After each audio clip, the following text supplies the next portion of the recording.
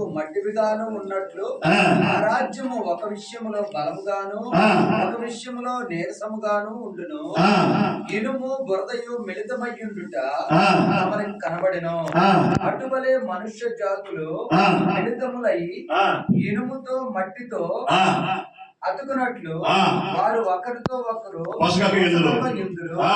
ఆ రాజుల కాలములలో పరలోకమందున్న దేవుడు ఒక రాజ్యము స్థాపించును, దానికి అన్నిటికీ నాశనము కలుగదు. ఆ రాజ్యము దాని పొందిన వారికే గాక మరెవరికి చెందదు. ఇది మనకు తెలిసిన వాక్యమే. అయితే ఇప్పుడు జరుగుతుండేది అదే. రోమన్ క్యాథలిక్ ప్రభుత్వం యొక్క ఈ దినాలలో కాలాలలో ఇప్పుడు జరిగేది ఆ వేళ్ల మట్టుకు జరుగుతున్న పైన తలభాగం అయిపోయింది, మీకు తెలుసు, ఎనగది అయ్యింది. తర్వాత ఇదిగో ఎద భాగం, గుండె భాగం పోయింది, నడుము భాగం పోయింది. ఇప్పుడు కాళ్ళు భాగమే జరుగుతుంది. ఇప్పుడు కంప్యూటర్ కాలంలో. అందుకే కంప్యూటర్ మనిషి వచ్చేసాడు. అతని పేరు, అతనున్న పేరేంది, మర మనిషి. ఇది కూడా దానికి సంబంధించే అన్ని మొత్తం.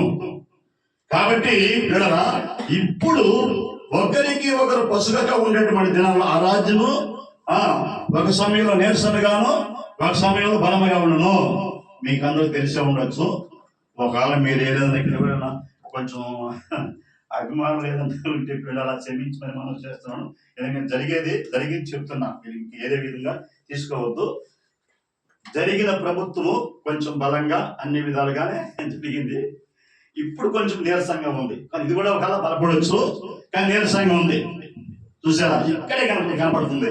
ఏనే కాదు, ఆయా ప్రాంతాల్లో కూడా మనం తెలిసిగాని చూస్తే అలాంటిదే జరుగుతూ ఉంటది ఖచ్చితంగా. కాబట్టి దాన్ని పక్కన పెడతాం. ముందు ఇప్పుడు వినరా, మనం ఏంటంటే ఒకరికి ఒకరు పసుగక ఉండే పరిస్థితి. మన ఇంట్లో అన్నదమ్ముల మధ్య, అక్కజుల మధ్య, తల్లుల మధ్య, తల్లుల మధ్య, భార్యల మధ్య, భర్తల మధ్య, లాస్ట్ నీ శరీరమే గలతీ పత్రిక 6 5-10 ఆత్మ శరీరం ఆత్మకు ఒకదానికి ఒకటి విరోధముగా అపేక్షించిన మాట ఉంది మనకి. అటువంటి దినాల్లో మనం ఉన్నప్పుడు ఏం చేయాలంటే ఈ ఐక్యం అనేది మనం అంటుకట్టబడి ఉండటానికి శ్రద్ధపడాలి. ఎఫెసీ పత్రిక 4:1 టకటక తీయండి. మీరు టకటక వస్తే టకటక నేను ముగిచేస్తా, సమరపోసిన పర్లా.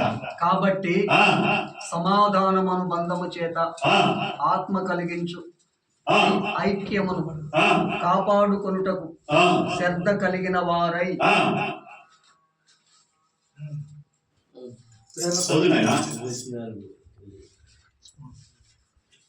కాబట్టి సమాధాన బంధము చేతను ఆత్మ కలిగించి ఐక్యతను కాపాడుకోవడం వారి శ్రద్ధ కలిగిన వారై ఒకరికి ఒకరికి ప్రేమతో సహించి చాలే, ఇంకా అన్ని లోపల సహించి అన్ని ఉంటాయి. కాబట్టి ఇది ఇప్పుడు మనకి 190% లేదు సేవకుల్లో. మీరు బాగా గ్రహించండి, 190 కాదు, 95% లేదు. ఆడిందాక ఎవరో ఒక బ్రదర్ అన్నాడు, ఆ లాజర్ని ఇక్కడ పెట్టమని నా ప్రార్థన. నేను ఆడ పెట్టాడు, అందుకని ఇబ్బంది అవుతుంది అన్నారు. ఎవరు మరి గుర్తులేదు నాకు సరిగా. కానీ నేనుండి అయ్యా పెట్టవలసి వచ్చింది అక్కడ, అందుకే నాకు పెట్టడం జరిగిందని నేను గమ్మైపోయారు.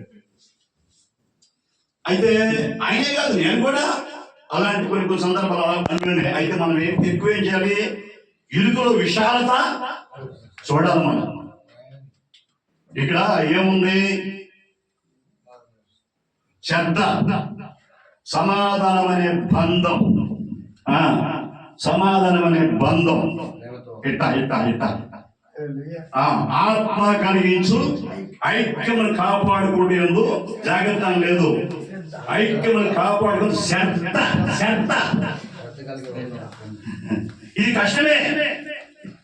ఎందుకంటే ఆటోమేటిక్ గా సహోదరుల మధ్య వైరాలు వచ్చే తినాలి. అది దాంట్లోనే మనం ఏం చేయాల్సిన ప్రయాసపడాలి. ఒకసారి 48:10 తక్కక నేను మీరు దీపని చెప్తా వాక్యం, మీరు సరిగ్గా మంచిదని. ఇర్మియా గ్రంథం 45:10.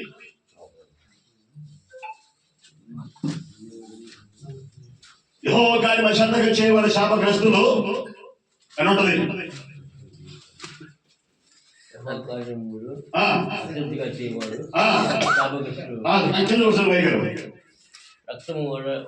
ఓడ్చుకుని కట్టుబుదివాడు శాపగ్రస్తుడు. అది బాధ లేకుండా నువ్వు యేసు ప్రభువులో పరలోకానికి వెళ్ళడం, భూమి మీద దీవెన పనులు కూడా ఇంపాసిబుల్. ఎందుకు నేను మొదట్లో మాకు బోధించిన బోధకులు ఫస్ట్ వాళ్ళు నువ్వు యేసు ప్రభువును కొన్ని కష్టమే లేదన్నారు. నేను అట్లా కనుకొని యేసు ప్రభువుని నమ్ముకున్నాను. కష్టాలు ఏమొచ్చింది తెలిసిన ఆయన చెప్పేశాడు కదా ముందే. ఆ భయంకర వాటిల్లో పిల్లరా నా విశ్వాసిగా ఉన్న దినాలలోనే కష్టం వచ్చినప్పుడు ఇదిగోరా రాము, నా పేరు రామయ్య, ప్రభు నమ్ముతాను కొనేరు, నీ ప్రాణం నా ప్రాణం, నీకేం కావాలన్నాడు అన్నటువంటి వాళ్ళు కూడా ఆ సమయం నాకు లేదు. చేయబోతే పని లేదు, తినబోతే తిండి లేదు, కట్టబోతే పట్టలేదు, ఉండబోతే లేదు, అంటే ఉన్నాయి అన్ని. అయితే అంతలో అయితే అటువంటి సమయంలో నేను చేసే పని నాకు లేదు, నేను చేయగలిగేది. అప్పుడేం చేయ తెలుసా, దొంగతనం చెప్పి నాకు తెలుసు, మోసం చెప్పి నాకు తెలుసు, ఇప్పుడు చేయకూడదు. హాస్పిటల్కి రక్తాన్ని నమ్ముకొని భోజనం తెచ్చుకొని తిన నాకు భారీ పెట్టిన నేను అంటే అమ్మలేదు చెప్తే టైం సాధని నాకు చెప్పా. పోయిన హాస్పిటల్కి పోతే రక్తం ఇస్తానన్నాడు, తీసుకుంటాను. వాళ్ళు పోయించి పని చేసి రక్తం జబ్బు ఉంది చూపించుకోమన్నాడు. నేను బాగానే ఉన్నా. అయ్యారు సార్ తీసుకోండి సార్ 2 బాటిల్ అంటే బయట పోయా కాసుకున్నాడు. నేను ఇంటికి వచ్చా. నేను అన్ని పేదల పని చేస్తా విశ్వాసం ఉండేవాడిని. పొగలంతా పని చేసి పొద్దుకి పాస్టర్ వెళ్ళేవాడిని. మా పాస్టర్ అప్పుడు మా పాస్టర్ గారు మా వాళ్ళు ఇంటికి తెచ్చుకొని తిందామని ఆమె కాసుకొని ఉంది. ఇంటికి వచ్చి నేరుగా ఇంటికి వచ్చేసరికి ఇంకా మేడం తాలిబొట్టు ఉంది. ఆ తాలిబొట్టి ఏమన్నా ఇచ్చేసి వెంటనే పోయాను. పోతే కుదరబెట్టుకొని తెచ్చుకుందామని చిన్న పిల్లకాయలు వాళ్ళు మానవాళ్ళు ఏదైనా దాన్ని తాలిబొట్టు పెట్టుకున్నాం. అదే ఇంకసారి ఇంటికి వచ్చాం. ఇంటికి వచ్చేసరికి నేరుగా మా యాళ్ళ పక్కన అప్పు వేసుకొచ్చి బాగా వండి ఉంది, కొంచెం రేషన్ బియ్యం చేసుకొచ్చి వండి ఉంది. ఇంకా నాకైతే ఆ రోజు వచ్చిన పాపం అంతకుముందు ఎప్పుడు పాపం రాదు. అప్పటికి దాదాపు 2, 3, 4 ఏళ్ళు లేని పాపం నమ్ముకుని చిన్న పాపం రాదు నాకు. నా చీరలు వెలుగు రావడం, నా జబ్బు పోవడం, దర్శనాలు రావడం, స్వరాలు నిలబడడం అన్ని జరిగిపోయి నిలబడ్డా. ఇప్పుడు ప్రభుత్వం అయితే నాకు సాక్ష్యం ఇంకో చెప్పిన సమయం లేదు కాబట్టి ఇది బిడ్డరా. అయితే మన ఏమైందంటే వండి ఉంది. నేనైతే పెద్దగా ప్రార్థన చేస్తున్నాను. ఆయన పాపం వచ్చి నాకు అంతకుముందు ప్రభువు నమ్ముకోక ముందు పాపం వస్తే ఆ బూతులు తెచ్చేవాడు దేవుడిని. ఎవరు నా కొడుకు గడవడు రమ్మనేవాడు నేను. ఇప్పుడు అట్లా అనకూడదు కదా, ఎందుకన్నా ప్రాణం ఇచ్చాను కదా. అట్లా అనకుండా నేను పెద్దగా గట్టిగా దేవుడి కాడ వ్యాజ్యం వేసుకున్నాను. నా ప్రార్థన అయిపోతుంది, భోజనం అయిపోయింది. ఇంకా తిన్నామని కూర్చుంటున్నాను. మా వాళ్ళు నేను 2 కుంటోళ్ళు వచ్చారయ్యా. కడుపులో మండిపోతుంది, కొన్ని నీళ్ళు ఎక్కడంటే వస్తామన్నారు. ఇక నేను 2 చూసుకొని వాళ్ళకి పెట్టాము. పెట్టిన దాంట్లో పెట్టి తిని దాంట్లో తిన్నాము. వాళ్ళు తింటా 2 కుంటోళ్ళే ఏమన్నారంటే నేను బాడీ ఇంట్లో ఉన్నా, ఇది బాడీలో సొంత ఇల్లు అన్నారు. సొంత ఇల్లేనండి, బాడీలు అండి, సొంత ఇల్లు నాకెళ్తాను. మా చోళ్ళని ఫ్లాట్ చూపిస్తాం, ఎందుకు బాధపడతా ఉన్నారు. వస్తానన్నా. ఎప్పుడు వస్తాను? ఇప్పుడే వస్తాను. ఇప్పుడే పోయా నేరుగా పాట చూపించారు భుజమనేరులో. ఆ చూపించి ఆ గుంటోడు ఆ మాట అన్నాడు, కొన్నేలా ఈ తనంలో కానీ నువ్వు ఏమైనా చేసుకోకపోతే ఇల్లు నీ జీవితం ఇల్లు కంటే నిరుడు అన్నాడు. అలలియా అంతే. ఆ ఇల్లు అయిపోయింది. ఆ ఇల్లు ఇప్పుడు చర్చి ఇల్లు అక్కడే. అలలియా చరిత్ర చాలా ఉంది. అంటే మేము పడ్డ శ్రమలో కష్టాలు అంటే మీకు ఉన్నవాడు మీరందరూ కూడా మాకంటే గొప్ప శ్రమలు పడి ఉండొచ్చు, ఎక్కువ ఉండొచ్చు, తక్కువ ఉండొచ్చు. నా సంగతి చెప్పుకున్నా మీకు.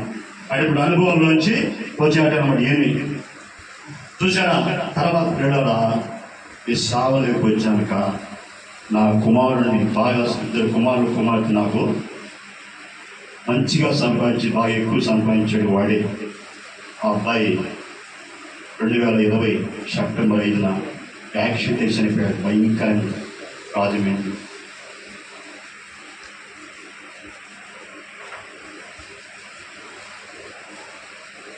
23 ఏళ్ళ అబ్బాయి సంపాదించినతనే డబ్బులు బాగా. నా ఆర్థిక సమస్య ఏంటంటే ఆర్థిక సమస్య ఎక్కువ. అబ్బాయి నాయన నేను చేస్తాను ఇబ్బంది లేదు అనేవాడు.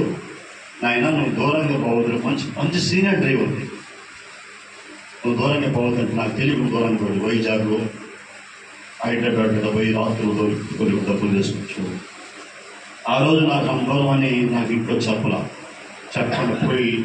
పోతున్నా నాయన. దూరంగా పోయిన తర్వాత వచ్చింది తెల్లారి నాకు ఫోన్ వచ్చింది. సరిగ్గా ఈ ఆరోగ్యం అనేది మీకు ఎలా అలాంటి పెట్టకపోతే మీకేం చెప్పలేదు, ఎంత దుఃఖం ఉండదు. ఎందుకంటే అబ్బాయి చనిపోయాడు, మహిమలో ఉన్నట్టుగా దేవుడు నాకు అనేక విధాలుగా చూపించాడు. నేను బలపడ్డా. అయితే లోకం దృష్టిలో వాడి భార్య వాడు భక్తి చేస్తున్నాడు, ఎంతో భక్తి చేస్తున్నాడు, నేను చచ్చిపోయాడు. ఇది అడ్డం పెట్టుకొని అనేక మంది వెళ్ళిపోయారు చర్చిలో నుంచి. కొంతమంది చుట్టుపక్కల గొడవకు వచ్చారు. సరే ఎన్ని పోయాయి. వీటన్నిటిని ఎవరైతే నా మీదకి వ్యతిరేకం వచ్చారో